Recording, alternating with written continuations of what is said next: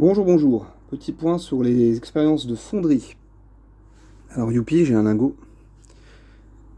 Mais il faut voir ce qu'il y a derrière le lingot. Alors, derrière le lingot, qu'est-ce qu'on a? Plusieurs catastrophes qui me font dire que je perds trop de temps avec les vieilles méthodes. Bon, je parle de vieilles méthodes, c'est des méthodes très anciennes, hein. On est sur les méthodes du chalcolithique, on est sur des méthodes qui ont 5000 ans. L'aspect historique, l'aspect traditionnel m'attire depuis le début dans ma démarche avec la forge, mais là, je pense que j'arrive sur des procédés techniques que peut-être on pourrait conserver pour des questions de démonstration, mais pour du travail au long cours, ça va devenir contre-productif parce que trop chronophage. Donc voilà l'état du four qui a vécu. Vous voyez, même le réfractaire a été bouffé par la chaleur.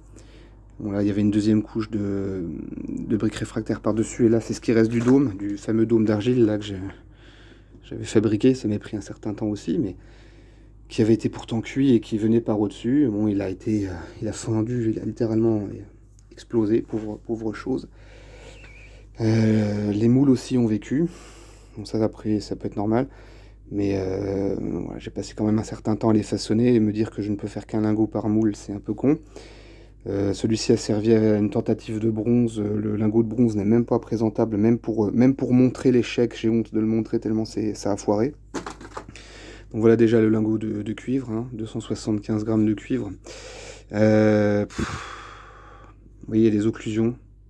Parce que des parties, malgré la cuisson des moules, qui ont été pourtant, c'est de l'argile que j'ai cuit correctement, enfin à mon sens, d'après la théorie et d'après les livres, j'ai cuit suffisamment, mais entre la théorie et la pratique parfois, voilà. Vous voyez quelques occlusions dedans, par-ci par-là, la couverture intérieure du moule qui finalement a craqué lors de l'arrivée du métal en fusion à l'intérieur. Et bon, ça fait un métal qui est pas propre. Il restait aussi, je pense, un peu d'humidité latente, puisque vous voyez, il y a plein de bulles qui sont formées sur la face ventrale, mais pas sur la face extérieure, ni trop sur les côtés, vous voyez. Et puis, donc c'est très chronophage, hein, plus de 2 heures pour obtenir ça. Le soufflet commence à lâcher aussi, vous voyez, la plaque est en train de se fendre. Là, il y a une poignée qui a craqué. Et puis, 2 heures et demie pratiquement assis par terre, à actionner ce truc-là, les épaules en compote, position inconfortable, dos qui lance, c'est pas génial. Alors, projet à revoir, hein. Les méthodes anciennes, c'est très sympa.